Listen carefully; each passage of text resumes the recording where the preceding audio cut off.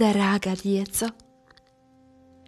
i danas sam s vama da vam kažem, dječice, tko moli, ne boji se budućnosti i ne gubi nadu.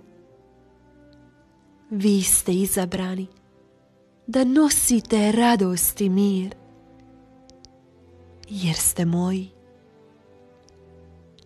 Ja sam ovdje došla s imenom Kraljica mira, jer đavao želi nemir i rat.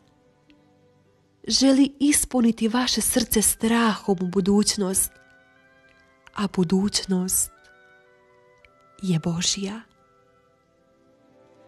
Zato budite ponizni i molite i prepustite sve u ruke Svevišnjega koji vas je stvorio.